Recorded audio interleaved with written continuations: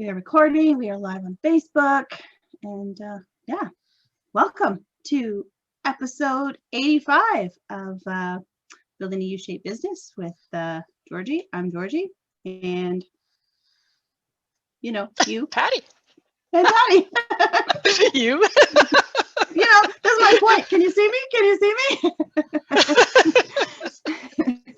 Here we are back for another week with another show, and I think this is going to be a really good topic actually that you're talking about today on building authority, because I think a lot of us, especially when we're kind of new, or maybe we've had our business is new, but we might not be new and we might not feel like an authority, or maybe we have that perception that others may not see us as an authority.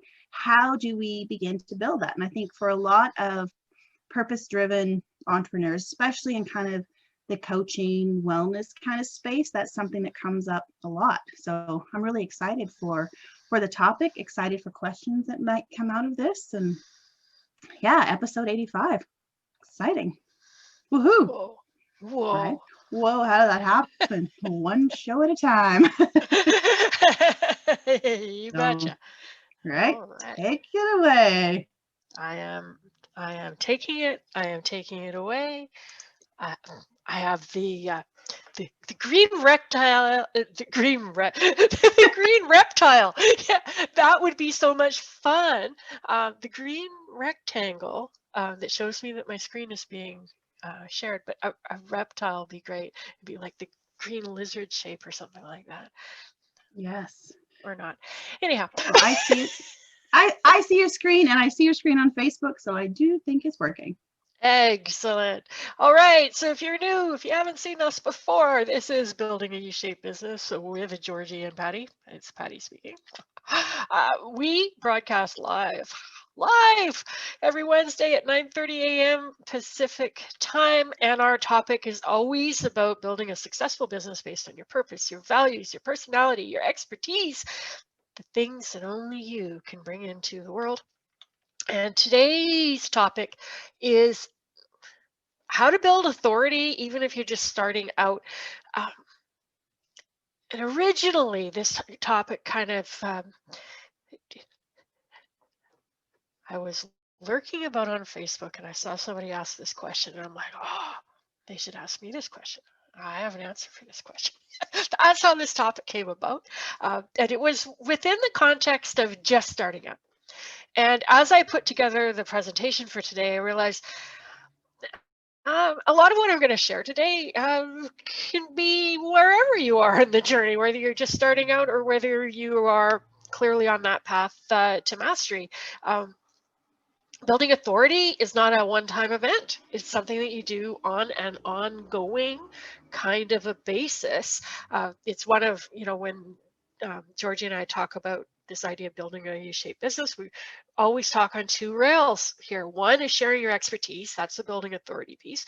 And the other one is connecting with people. It's like connecting with the right people, clients, partners, colleagues, and sharing your expertise, letting the world know that you can help them with something. It's like, that's the simplicity of it. It's like those two things: share your expertise, connect with people. If you do that, share your expertise, connect with people, it's that's what leads to success for a U-shaped business. So here is I'm so excited about the little graphic. I had so much fun with this. So this is one of the suggestions that I make in terms of, see, this is me demonstrating what I teach people to do. Pretend you're an advice columnist. Take a question from the people who can, are in your audience, and answer it. So this is a question that I copied and pasted from Facebook that basically said, it's easy to market yourself when you're established and have tons of clients and credibility. But what if you're new? How do you establish authority? That was the original question, right? But here's the thing. You can have a lot of expertise and a lot of experience without having your business firmly established and without having tons of clients. Like, that's the reality too. So let's take a look at at this topic today. Uh, I see the chat light up. I just want somebody to notice the frame picture on the wall behind the thing that is supposed to be me. Just, That's what's the LOL on the graphic. Pretend you're an advice columnist. and that is totally I me. love it. Zoom actually has the ability to put a mustache on. I might do that one day. So here we go. Oh. So our quote of the day for those of you who are at the beginning of your journey here is that the expert at anything was once a beginner. Something to keep in mind, that every perspective, right? Every successful person that you look up to who has established a wonderful career for themselves, has built a body of work, has the clients and credibility, they all started at the blank page and the first client. We all start there. So anyone you're looking to was once a beginner. Something to keep in mind.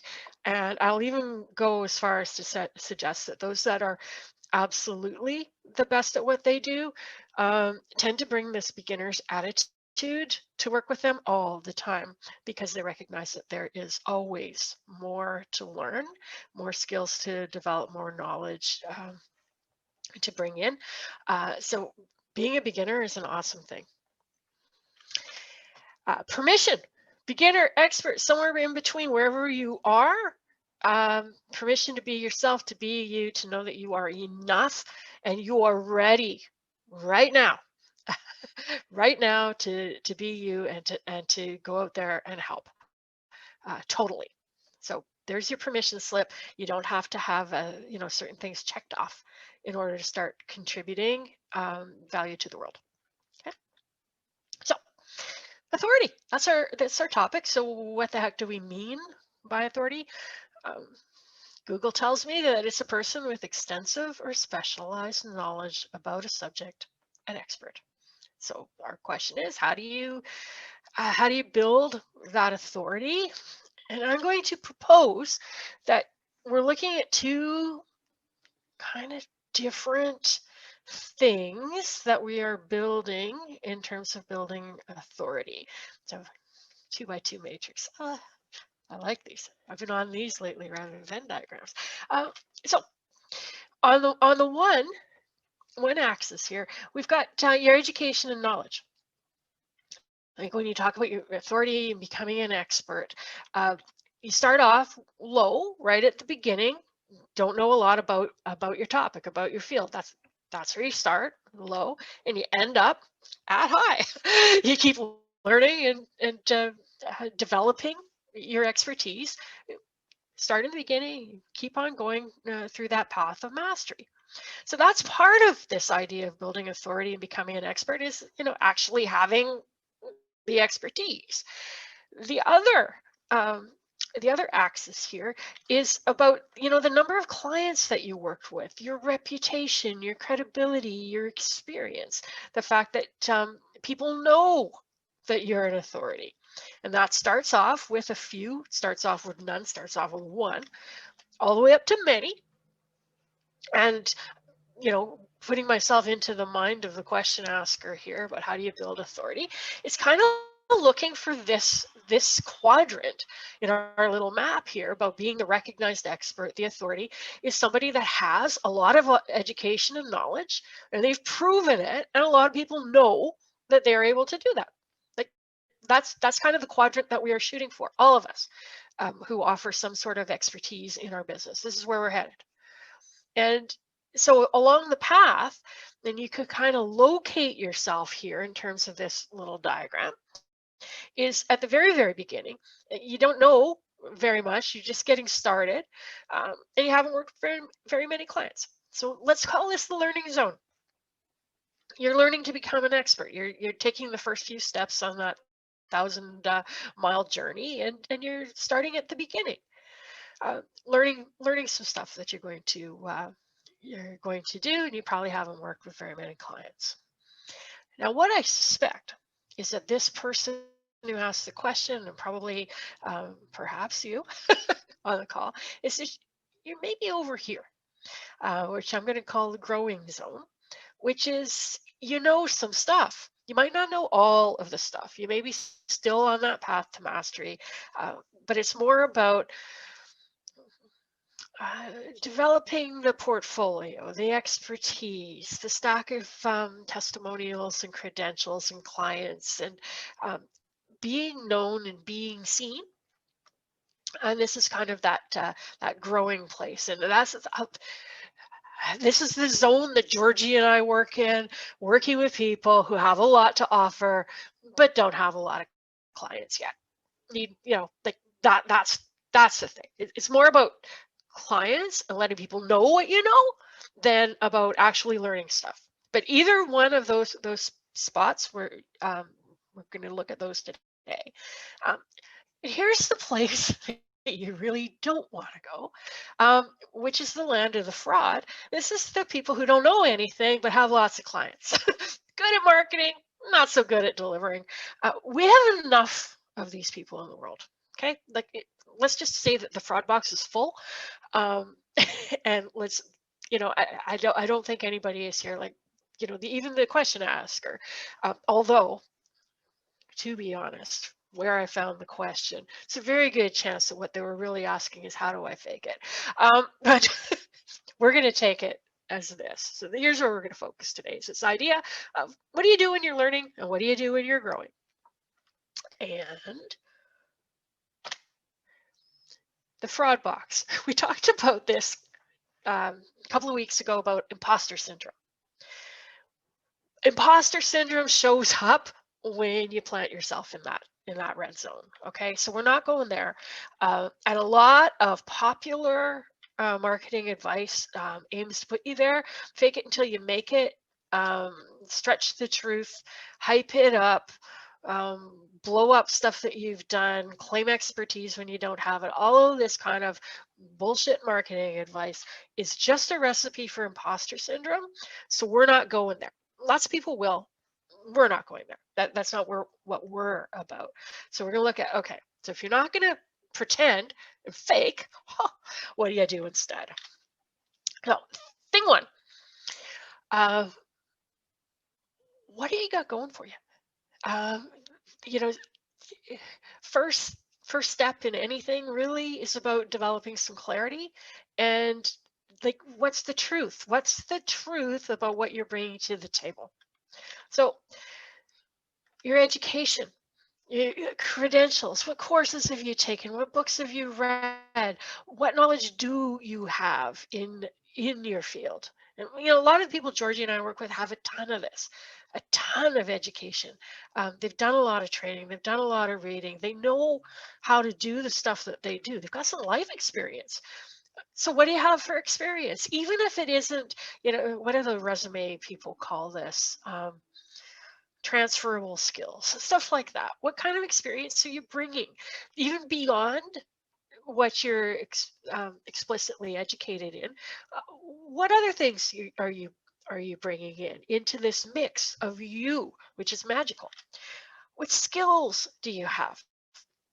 And a lot of times we have skills and talents that we don't even recognize because they're kind of easy for us. So don't overlook that stuff. What's this stuff that that comes easy to you? The recent workshop that we did about, you know, the discovery workshop about, you know, what are you bringing to the table? We had people do a 16personalities.com doing the personality assessment to see what kind of, you know, personality traits you have. And there's a section in the report that talks about your strengths and your weaknesses. And a lot of the stuff that may show up on there as a strength is going to be stuff that you probably take for granted and you don't believe that there's a lot of value to it. To give you an example, and a lot of times you get a lot of outside kind of feedback on what you're good at as not having value. And I was shocked the other day because I was reading an article that talked about how hard it was to come up with ideas. And I have to stop myself from coming up with ideas because that is what I'm built. I am an idea generator. And the number of times that I've heard ideas are useless, all that matters is implementation, right? It's because that's something that I have a talent, a skill, a trait, or whatever for, is I'm good at coming up with ideas. Other people aren't. But for me, I'm like, that doesn't have any value because I just fling those things out all day. It's not worth anything. And yet somebody else would have a report that would say, oh, very good at paying attention to details and keeping stuff organized and on track and checking off all the stuff on the to-do list. And they're going to look at that and go, that's nothing. But really, for somebody like me, it's like, holy crap, you got a superpower. That's a pretty cool thing that you're able to do that. So don't overlook the stuff that comes easy to you. And what makes you unique in your offering and your expertise and your authority is when you combine all this stuff. And we get way too much blah, blah, blah telling us to chop it off, to pick something, to specialize. You can't mix that and that. You have to choose one.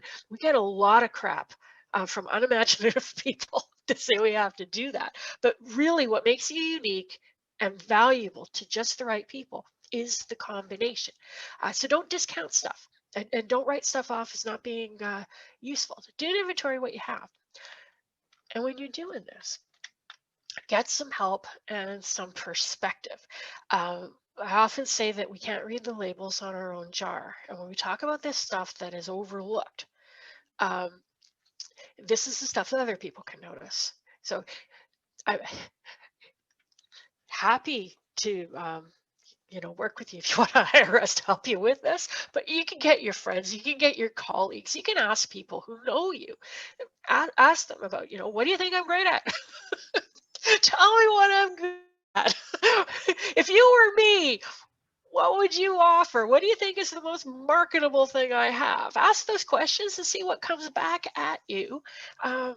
Because sometimes people can shine a flashlight on the stuff that you can't see because they're looking at your jar from the outside and you're kind of trapped in the jam inside, and it can be kind of fuzzy in there and sticky.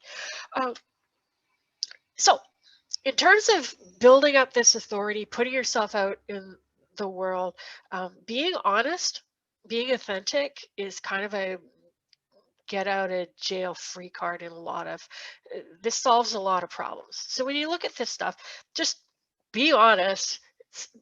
Don't worry about, be okay with where you are on that matrix. And it's just like, yeah, this is where I am. I'm in the learning zone. I'm in the growth zone. Be cool with that. And that's where you're at. So don't try to pretend that you're something you're not, because that puts you in the fraud box. You don't want to go there. So just avoid all of this hypey, I'm the world-class expert and I've influenced a zillion people, even though you haven't. It's like, stop that. Just don't do it.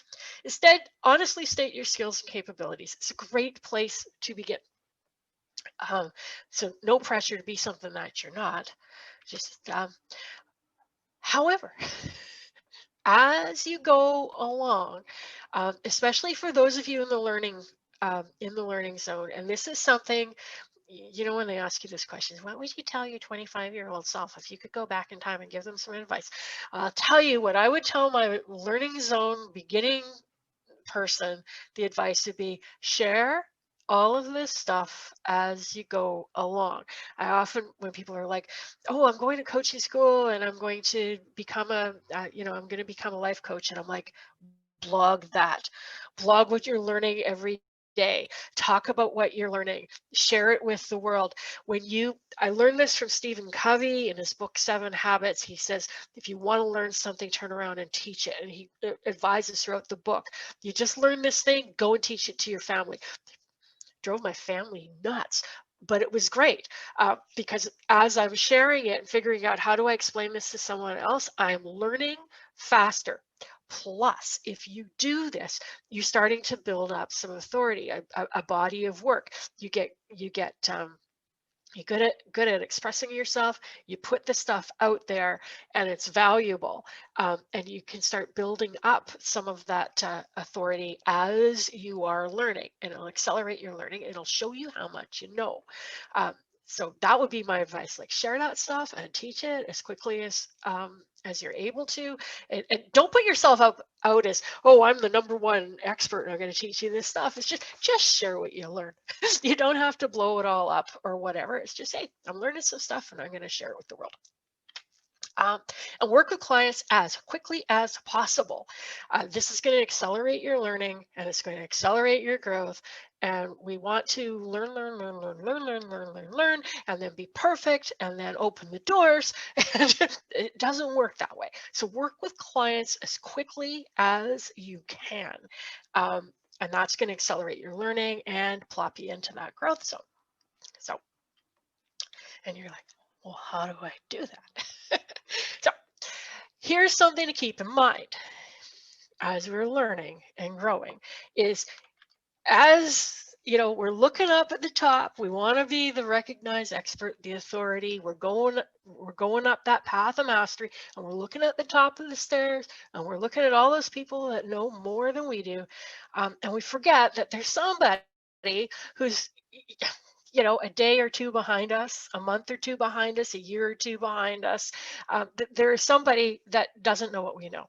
If you learn something new today, someone else doesn't know that, right? So the opportunity is to help those people on the stair behind you. And one of the things, a lot of people that are relatively new at what they do hesitate to work with clients because they think that they don't know enough, aren't good enough. The thing is, once this little guy climbs up to the top of the stairs, it's going to be really hard for that person at the bottom to understand what they're talking about. They're just too far ahead. So it's totally okay to work with the people who just don't know quite enough, don't know as much as you do. So like those are the people that you can help. It's kind of like, there's some kind of quote about, you know, to a first grader, a third grader is king, right? It's like they know so much more. So keep that in mind. As you learn, you're learning and you're knowing more than somebody, and that somebody can be a client. So you can start doing this sooner rather than later. You're not pretending you're at the top of the stairs. You are where you are, and they can help. Now, this is for the just starting out building authority. You get to play the new card. People don't take enough advantage of the new card. The new card sounds a little bit like, hey, I'm just starting out. Can you help me? I'm new. I don't know anybody. I don't have any clients. I'm looking for a client. Can you help me out? I don't know how to do this. People love to help the new guy. Like they really do. People want to help. And I'm just starting out. Can you help me? Is a nice little ask. And you only get to play this for for a short window of time. Really, you don't always want to be new, but you know, I'm just launching a new thing. Can sometimes bring this card back into play. But I'm just starting out. Can you help me? Is a very honest position to take, and people will help you. So play the new card. Play the new card. Advice that makes some of my colleagues hate me, but go right ahead. Offer a free or reduced rate when you're just starting out in order to get practice, in order to get some feedback, in order to build up a portfolio, and in order to get testimonials. You don't want to stay here forever, but it's totally legit. Along with the new card, hey, I'm just starting out. I'm looking for some test clients. In exchange for, giving me some feedback and allowing me to practice on you, I'm going to give you my all my effort, all my latest education. I'm going to do the very best I can for you, for less money or for free, whatever that number is. And this takes that sales pressure off. But this firmly puts you into that growth place because you start working with clients. And when you do a great job with them, that starts to build up the reputation. There's somebody in the world that knows what you do and knows that you do it well, because you are going to do it well because you care. And you're going to do your best, and you're going to ask them for feedback. If you're going to be doing this for feedback, ask for the feedback. Because this is going to give you all kinds of good information for your marketing, but it's also going to help you get better at what you do. So listen to what they have to say. find out how to get better. And the feedback doesn't have to be complicated. What did you like about how our work together? What could I do that would make it better? A couple of simple questions like that can give you a lot of information. Allow people to talk and listen to what they say. Take in the positive comments, especially when we ask for feedback and people give us some constructive ways that we could be better. We sometimes dismiss all the positive stuff that people say. Take that stuff in, write it down, and ask them for a testimonial. And this is the trick. You ask for feedback, and when they say positive things, then you say, hey, can I get that as a testimonial? Rather than asking for a testimonial when what they want to do is give you feedback because they're not 100% happy and they would rather give you a little bit of feedback. So this will help you get better and help you develop some of that authority that you're looking for. So that is what I have to say about this topic. If you're new to us, shapebusiness.com. That's where we store all of our videos and our past episodes. And I will stop sharing my slides. And if you have questions, if you have comments, now's time. So good. So good. We have lots of comments. Of course, your graphics are awesome. Let me get that in there. We have some idea generators in the group as well. So that is cool. But ideas are awesome. Ideas are awesome. And valuable. But I love that part where you said too about very, very, very valuable. But taking inventory of what you already have. Like I think that's something that most people, we just don't do that. And we think, oh, I don't know enough. I don't have this. And we don't actually, again, take the time to go through and actually what is everything that I'm bringing to the table. And if you take that in relation to someone who's a few stair steps behind you, you can actually see how you might be able to help people, and to that person, you actually are an authority. Yeah. And I think we ignore our life experience a little too much as well. Sometimes we think our expertise has to come from a course we've taken or something we've learned from some other authority, and we kind of ignore our life experience. And I think our life experience is probably something that's even more valuable that we're bringing to what we're doing. Absolutely. Yeah. So, and then when you're talking about, it's, I think sometimes we see this particularly in coaching, where people don't want to offer the reduced rate, or we see a lot of the free sessions, but typically they're doing the free session as a marketing thing, which doesn't generally work. But I think the reduced rate is something that people, like I said, they really frown upon it, because we are promoted, build your six-figure business, stop taking, low prices, get your high-end clients, all of that stuff. And you've never had clients before. And if we look at a lot of other industries, nail industries, hair industries, massage therapy, dentists, as they are learning, they hit that point where they actually start doing. It's always at a reduced rate. It's always for practice and for feedback and for testimonials. And so if it's working in other industries, I'm not sure why we think in the coaching consulting kind of industry that it wouldn't be acceptable. Mm-hmm. Like it's this interesting kind of mindset thing that's happening. And I think it's the information coming in too. We're just bombarded with bullshit, but yeah. And that's just it. It's, you have a lot of people that claim to be coaches, but what they really are is marketers.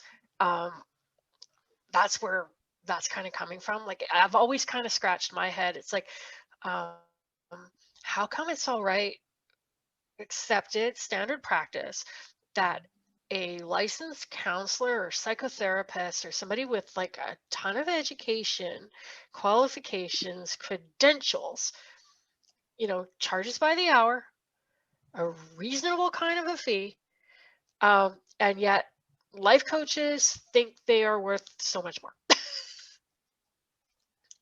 It's like, what, to me, it's like maybe there's just something wrong with this picture that's way more about the marketing and less about helping people.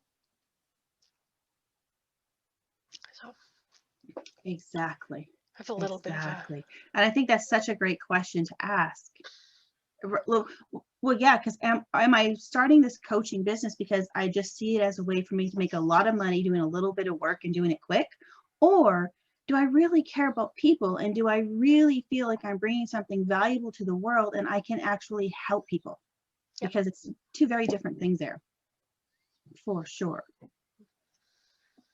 Yeah, we're kind of on a, these are the thoughts that swirl in our heads. absolutely. It's not to say that, and not to say that that whatever the work is that you do doesn't bring value, and that you can't charge, No, based on value instead of by the hour. Because I also agree with that, right? totally. It's just one of these things that, when people are starting out, they're advised, like we talk about levels, they're advised to go right up to the top, and they're wanting to scale it, and they want groups, and they want these fancy pants. Custom programs, high-end clients, and all that, and they're just not ready for it. It's like that stuff comes in that green zone when you have a lot of experience, and when you know what goes into a package, so that um, how to support somebody at that level. It's like you don't get that when you're just starting out. Exactly. Here's a question. Why not charge for the assessment? You could.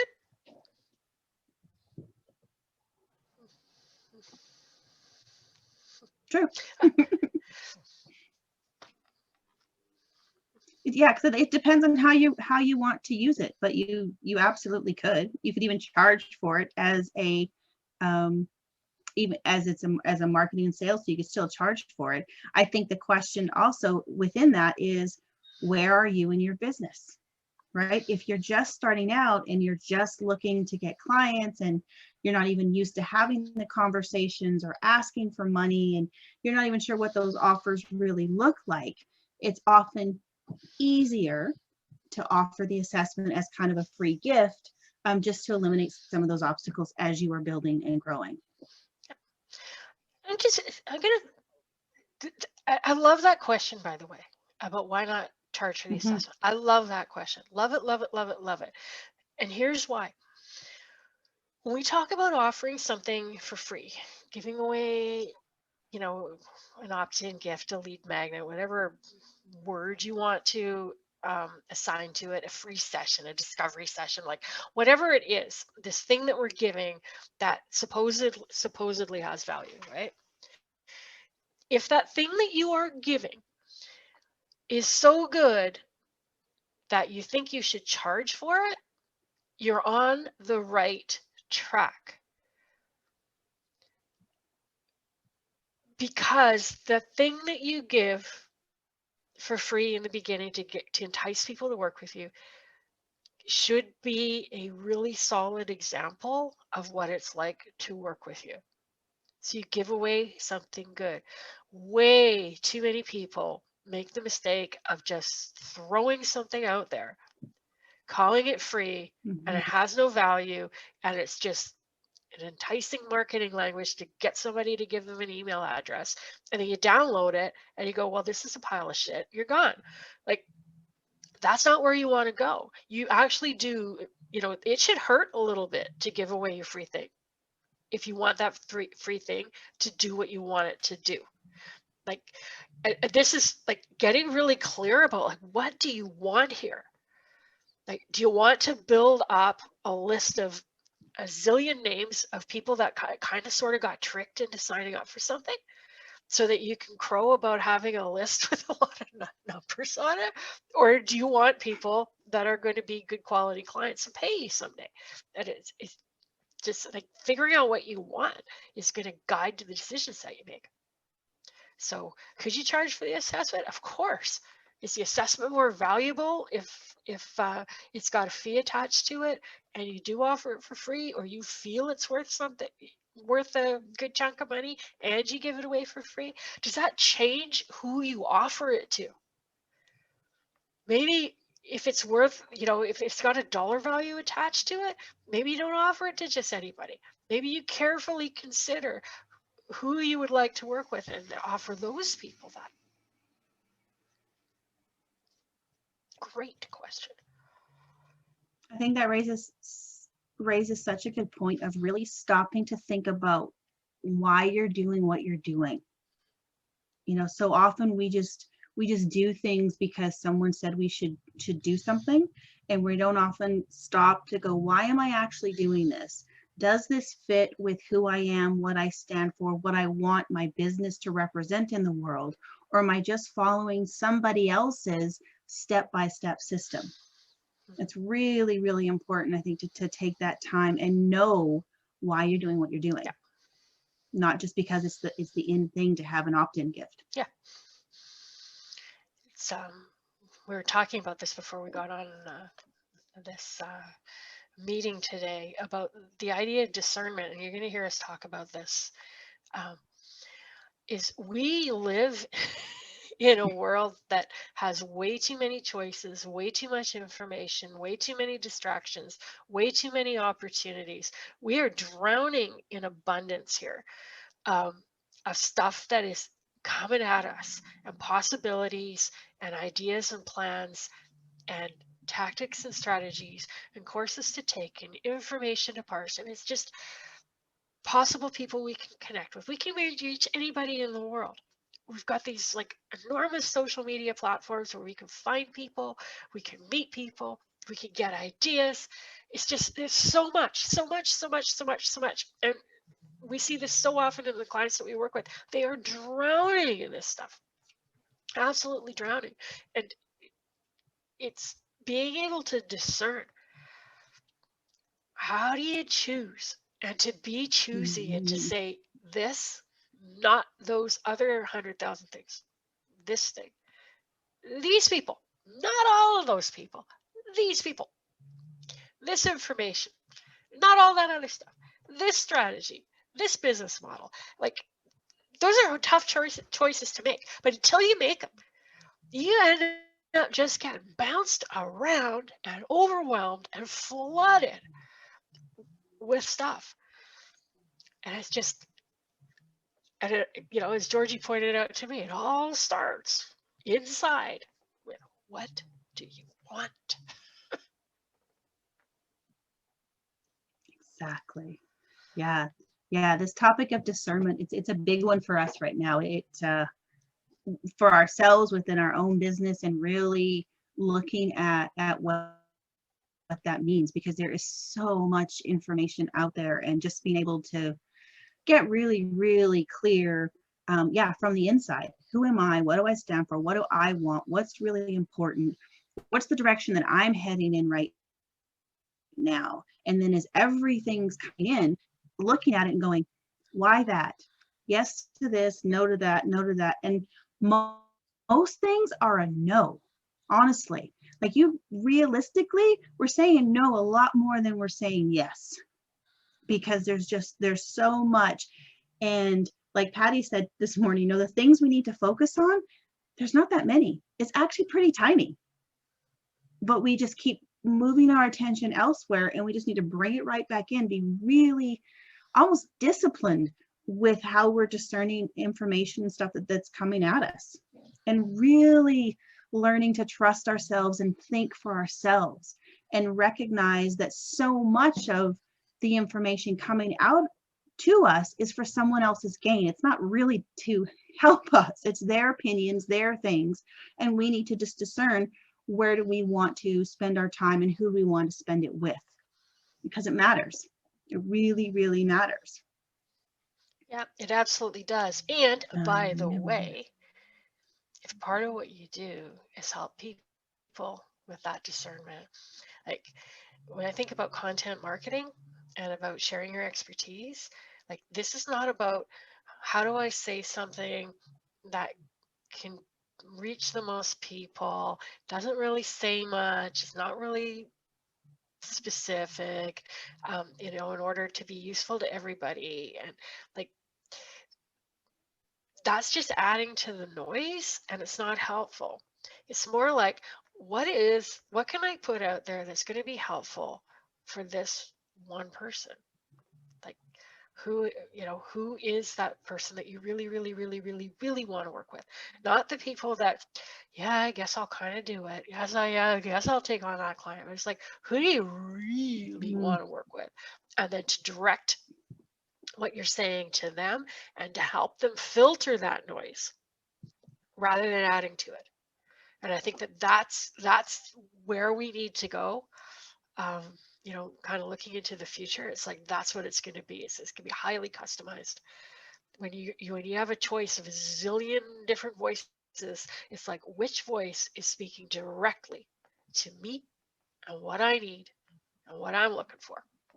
And this whole idea of trying to cast a wide net, get in front of as many people as possible, JV with 8,000 different people to get in front of a whole bunch of people that, like, no, it's just noise, noise, noise, noise, noise.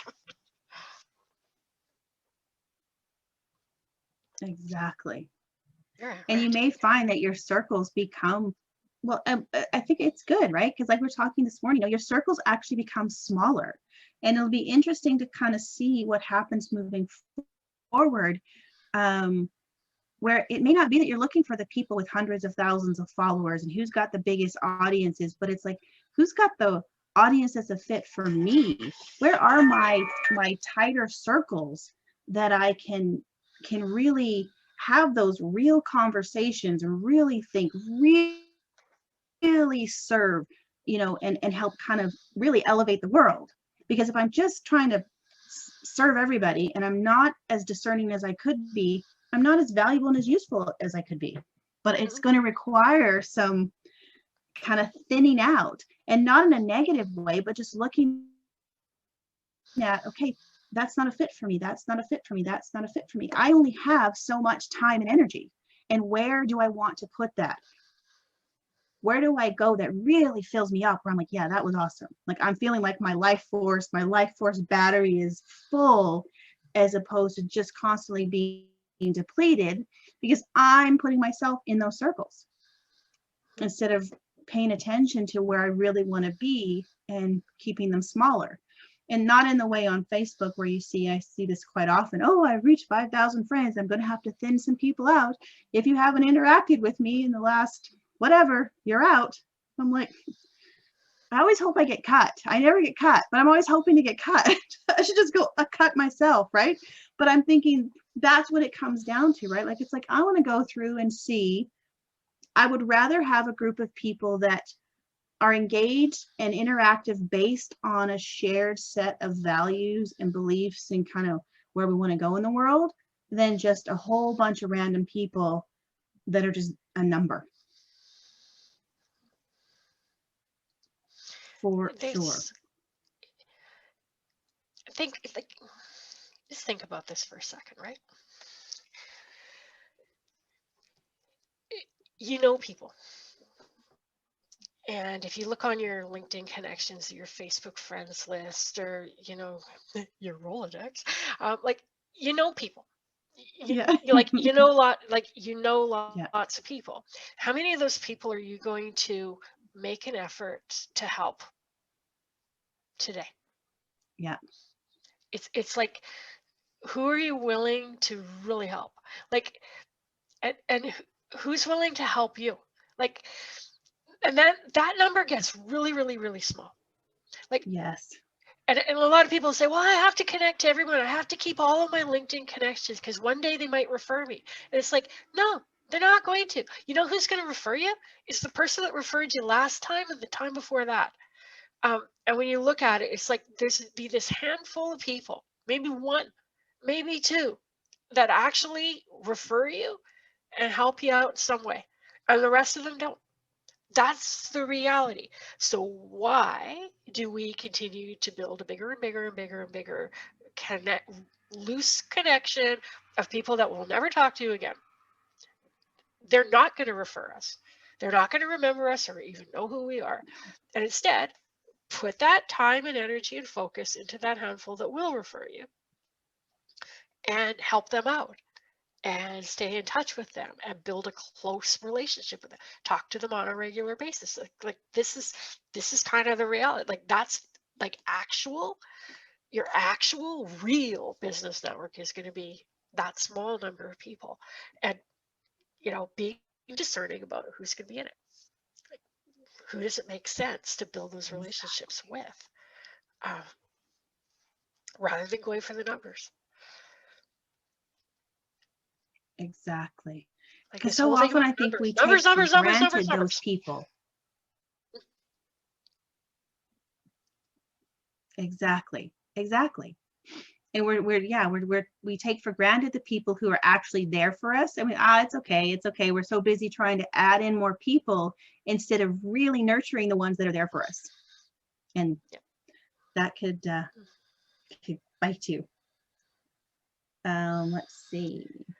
Got some chat things here. I just saw this. I saw a question mark. So yeah, I saw it quickly too. It was like, who does it make sense to build connections with?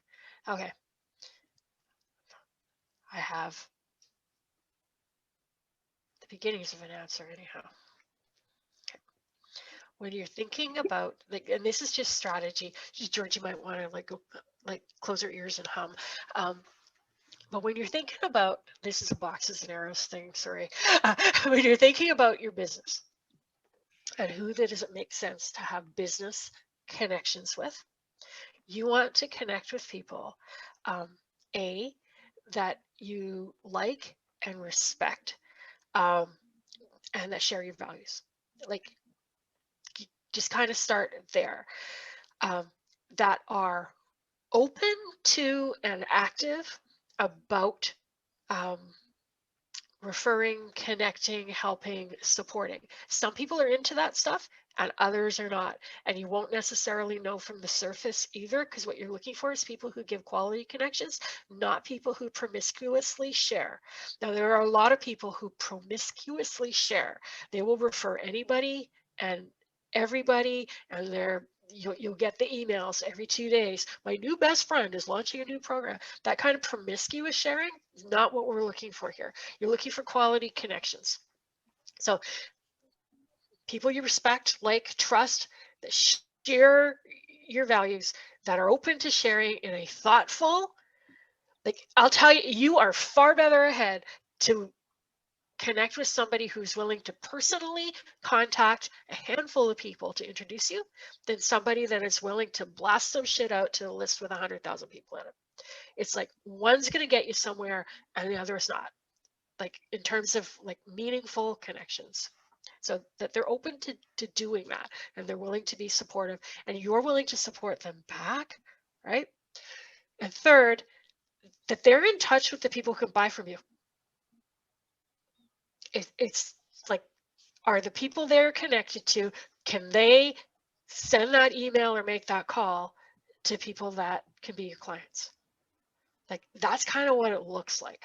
And a lot of times we'll find people that we really like and we respect them and we kind of love them and we love what they do and they're really awesome, but they don't swim in the same circles. They're not able to put you in touch with the kind of people that you want to be put in touch with.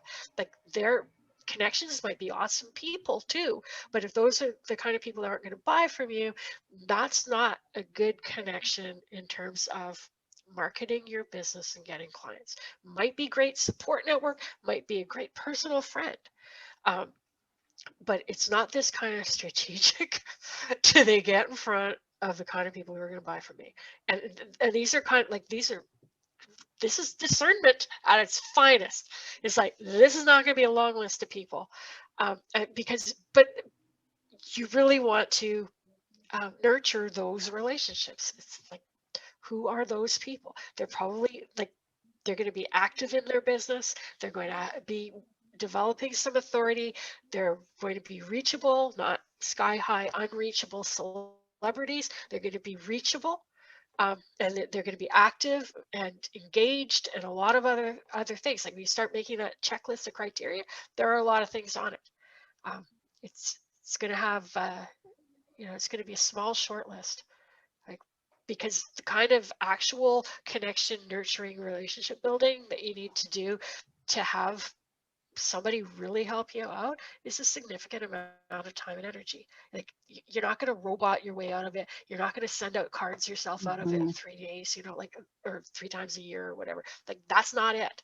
This is not the casual connection. Oh, hey, how you doing on LinkedIn? Like that. It's not that. This is very, very focused, very strategic. That's the boxes and arrows perspective. No, I would totally agree with that. And I think especially it's super introvert friendly.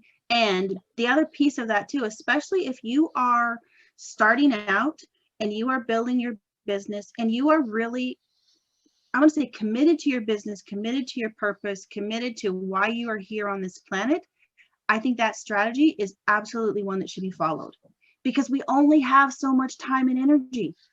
And so if we strategically look at who are those best connections for us, who where we're really connecting with intention, I think it's super brilliant. And then you can bring in the hearts, the flowers of how do I talk to those people? What do I say? How do I nurture those relationships? But I think intentionally connecting with people, it absolutely goes back to, why am I connecting with that person? What's my intention? If I am on LinkedIn or wherever to build connections with people who I think can either refer me or I can refer them, but it's intentional to build my business, then I need to be asking, why do I want to connect with them?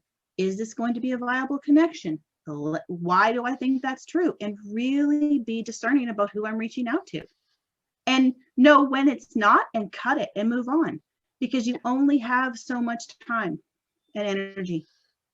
We have a great question in the Q&A that I want to read to you. I hear everything is a numbers game, so there's a lot of pressure to cast a wide net to get to the standard 1% conversion rate. I just started to develop a coaching business and want to have a small group format on Meetup to make initial contact, but I feel I should widen my net. What is your advice? I'm not as excited to do a large meeting, but I'm afraid I'm missing an opportunity. Any advice? Yeah, I've got advice. 1% conversion rate. Yeah. Okay. We'll just leave the internet bro marketers aside with that. I'm just going to share a couple of kind of like personal experiences. Okay.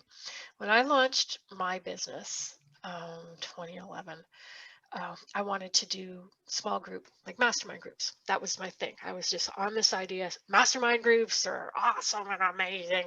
And not knowing anything, I decided that I was going to have a demonstration meeting of a mastermind, because I figured people didn't know what a mastermind was.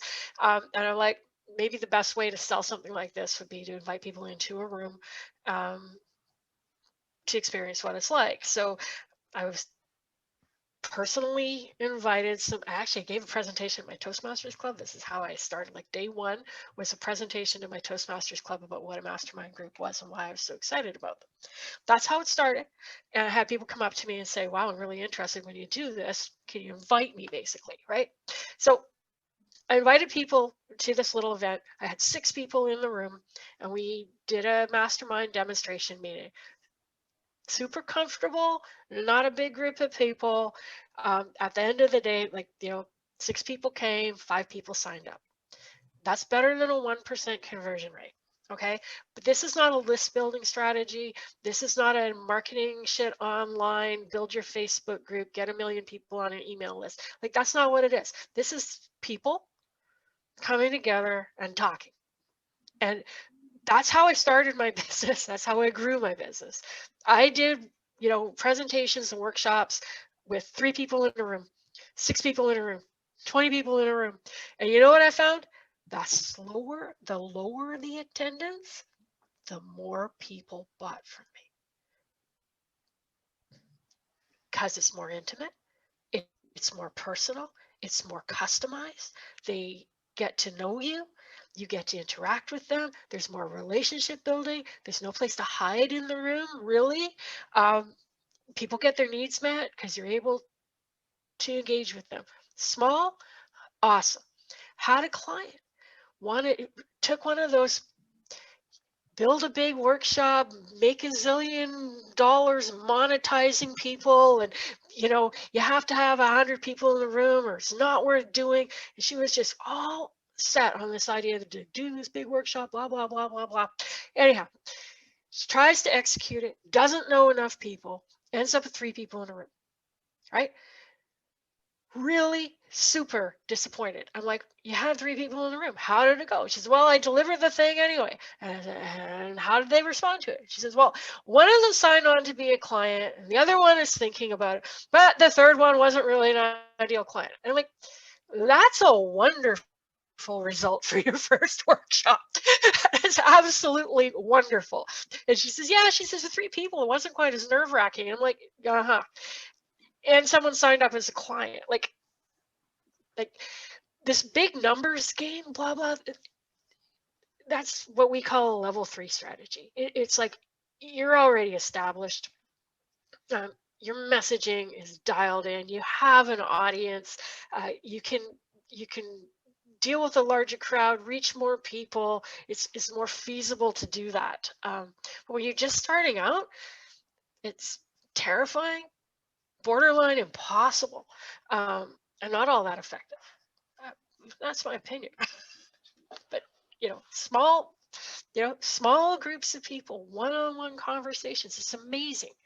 Like that is the fastest way. Like the fastest way to get clients is talk to people one at a time. Exactly. Nobody wants to talk about it. It's not sexy. It seems counterintuitive. It seems counterintuitive. Yeah, it's not sexy and it seems counterintuitive. But honestly, that is the fastest way to do it. And it's even going back to what we were saying about having these smaller circles of people intentionally connecting and building relationships with people. Then it's easier to reach out to those people and let them know what's going on. And, is that one person at a time. And then you end up with, it may be a smaller number, but it's a quality smaller number. Like rather than having 100 people in the room that maybe 2 of them are actually a good fit, you might have 10 people in a room and all 10 of them are a really great fit. Yeah. And it's that one person at a time. I did my business exactly the same way. Every business I've ever built has been done that way. Every single one conversation at a time. You know what? Every successful person I've talked to that has like a big business, a successful business, making really good money kind of business, they all started that way too. I almost think it's a thing. Then they go and they try to sell other people on the fact that they should start with this promiscuous build a list 1% conversion bullshit. But that's not how they started their business. Like I'm always like, it's not what gurus say, it's what guru did. It's like they're often promoting something like, this staircase, they're promoting to the people that are right behind them on the staircase. Like that's their little circle of people with lots of people, but they're selling it to the people at the bottom of the staircase because they're naive and they're willing to pay for it. Like a lot of this, it's purposeful. They know their shit isn't going to help those people, but those people are easy to reach because they're new and they don't know better. Like that's kind of part of the mission that we've been on. It's like, how do we provide a voice in the wilderness that has a different perspective? So exactly. Yeah, and if you're feeling stuck, it's why you can always reach out to us. We are happy to have conversations with you to see where you're at, offer kind of a little bit of personalized advice in a conversation with us. Just to give you some advice, and then if we're fit, we can talk about that too. But it's like I say, it's part of our mission is we just want to be able to be that voice in this big giant wilderness for people that are kind of just getting started out, but also being bombarded with information that might not be a right fit. So how do you find what is the right fit? So good. Exactly. So we are out of time. 10:32. Yes. We will be back here next week. That's right. Same bad time. Tell them the topic. You had the topic it was like 3 words or whatever. It was awesome. Oh, I do. Yes. The topic next week, it's going to be about questions you can ask yourself. And it's either going to be, do you run? Do you, oh my gosh, I always want to say watch, but watch isn't the word. What's the word? Anyway, do you run? No, it's not observe. And I love the word, and spectate, that's it. Do you run? Do you spectate, or do you commit? So when you think about your business, what are you doing? And so that's what we're going to talk about next week, because I was like, ooh, I know where I sit a lot of the time. It's going to be juicy. Juicy, very, very personal juicy. Disclosures. Lots of personal disclosures. Yes, you will get life experience. It's like, damn, look at that. So see you next week. Same bad time. Same bad channel. Bye now.